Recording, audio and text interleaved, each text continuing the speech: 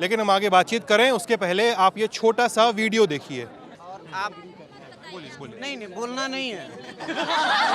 ये वीडियो साल 2023 का है, जब केरला स्टोरी फिल्म का जेएनयू में एक प्रीमियर हुआ था और उसमें हम लोग यहाँ पर कवर करने आए थे प्रीमियर, और प्रीमियर के बाद लोगों से बातचीत का। जिस लड़के को आपने देखा जो ये कह रहा था कि नहीं हमें कुछ बोलना नहीं है, वो लड़का आज हमें यहाँ मिल गया है। भाई क्या नाम है आपका? संजीव मिश्रा। क्या हुआ था उस दिन यार? उस दिन चूंकि जो मतलब आप पीछे तुम कुछ बोल रहे थे, नहीं। हम घूम के आए, क्या बोलना है बताओ। तो तुम बोले नहीं कुछ बोलना नहीं है। नहीं हुआ क्या था? इसलिए बोला था क्योंकि जो अंदर हमारे जो वो आए थे जो प्रोड्यूसर, उन्होंने कहा कि आप लोग अभी जब तक रिलीज नहीं होगा तब तक बताइएगा मत। और आप पूछ रहे थे तो बच्चे बता रहे थे, तो मुझे लगा कि पूरा वो जो बोल रहे हैं उनका वो प्राइवेसी, उनकी बात का मान रखने के लिए मैंने ऐसा बोला था कि नहीं आप बोलना नहीं है, ऐसा था। नहीं बोलना है, ऐसा। तुमको लगा था कि वो वायरल होगा, इतना अंदाजा हुआ था? मुझे अंदाजा तो नहीं था, लेकिन अब वायरल हो गया आपके माध्यम से, तो अब मैं क्या कर सकता हूं। मैंने नहीं किया था यार। हाँ। मतलब हम लोग सोशल मीडिया के माध्यम से अगर वायरल हो गया तो अब उसमें अब क्या, कभी आदमी सोचा भी नहीं था कि इतना वायरल हो जाएगा वो। हाँ। चलिए यार, एक बात बताइए, अभी मैं कुछ स्टूडेंट्स के साथ था जो थोड़ा लेफ्ट की तरफ लीनिंग है। आप जानते हैं जेएनयू में साफ है कि जेएनयू में लेफ्ट और राइट से एक अम्ब्रेला के नीचे बात नहीं हो पाती है, ठीक है, वो नहीं कर सकते आप। अब आप ये बताइए हमको कि वो उनसे हमने बातचीत की कि आप लोग एक अम्ब्रेला में बातचीत क्यों नहीं करते हैं, तो वो बोलते हैं कि एबीपी वाले हमसे बहस करने से भागते हैं यहाँ पे, और वो बहस में लाठी डंडे लेकर आते हैं, और राइट वाले लाठी डंडे लेकर आते हैं। अब ये इल्ज़ाम उनके हैं, आप लोग के क्या इल्ज़ाम है या आपको क्या बचाव है? कौन बोलेगा? तुम ही बताओ बोले भैया, आज तो बोल लो। एक्चुअली में क्या है कि यहाँ जो लेफ्ट आपको ये कह रहा है कि वो नहीं मतलब हम लोग भागते हैं, तो हमेशा हमारे तरफ से खुला मंच हम लोग देने का प्रयास करते हैं। आज भी हमेशा जब भी कोई कार्यक्रम होता है तो हम खुला मंच देते हैं, कोई भी प्रश्न आप पूछिए, कोई भी वो दीजिए, लेकिन वो चर्चा के लिए तैयार ही नहीं होते। एक छोटा सा उदाहरण मैं आपको दे रहा हूँ। मैं JNU-SU में काउंसलर हूँ, मैं इलेक्टेड काउंसलर हूँ मैं।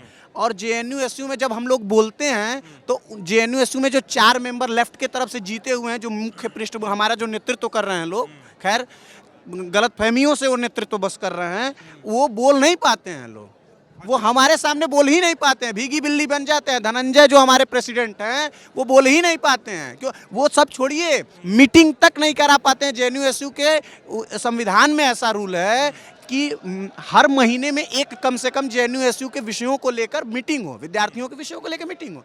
लेकिन आज कम से कम 10 महीने हो गए, और 10 महीने के भीतर केवल मात्र 1 से 2 मीटिंग ही करा पाए। सबसे निकम्मी JNU-SU इस बार चुन कर आई है, और वो लोग हमको सिखा रहे हैं कि आप डिबेट और डिस्कशन से भाग रहे हैं। एक और इल्ज़ाम सुनिए भाई, अब आप जब बोल रहे हैं धनंजय के ऊपर, तो वो बोलते हैं कि एबीवीपी के लोगों को, ये कैमरे पर रिकॉर्डेड है कि एबीवीपी के लोगों को, राइट के लोगों को पछता नहीं है कि कोई दलित कैसे JNU-SU का प्रेसिडेंट बन गया। अरे हमारा दलित प्रेसिडेंट, हमारा जो प्रेसिडेंट कैंडिडेट था, आदिवासी छात्र उमेश अजमेरा हमारा प्रेसिडेंट कैंडिडेट था, तो हम कहाँ ऐसा भाग रहे हैं? हम क्षेत्र और जाति में बांटने वाले हम लोग नहीं हैं। हम तो नारा देते हैं कि तुम जातिवाद से तोड़ोगे, हम राष्ट्रवाद से जोड़ेंगे, तुम क्षेत्रवाद से तोड़ोगे, हम राष्ट्रवाद से जोड़ेंगे। ये हमारा नारा है, उनका नारा थोड़े है ये, और वो हमारे ऊपर आरोप लगा रहे हैं। आज तुम बोल रहे हो, आज तुम बोले हो।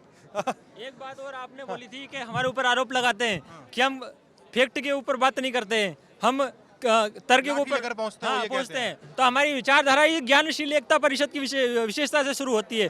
तो हम तो ज्ञानशील एकता की बात करते हैं, हम लाठी डंडों की बात नहीं करते हैं।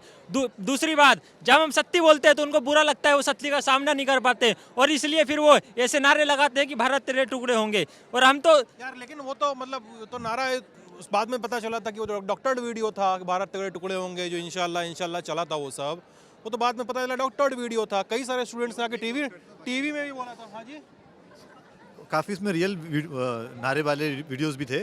केवल 1 या 2 डॉक्टर था, वो पूरे स्टोरी को स्मज करने के लिए 1-2 डॉक्टर उसमें डाल दिया गया था। कहते हैं कि भारत की आर्मी कश्मीर में बलात्कार करती है, तो क्या ठीक है क्या ये बात?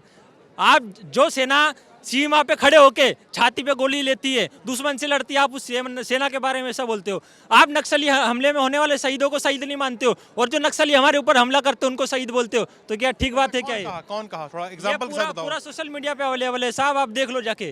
तो ये सारा सोशल मीडिया पे जो भी लग रहा है वो वामपंथी है।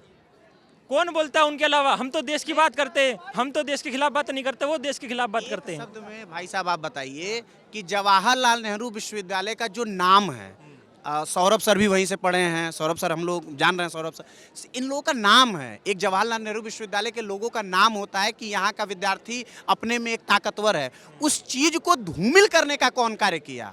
2016 में कन्हैया कुमार ने इस चीज को धूमिल किया, जवाहरलाल नेहरू विश्वविद्यालय के ऊपर कलंक लगा कन्हैया कुमार के नाम से।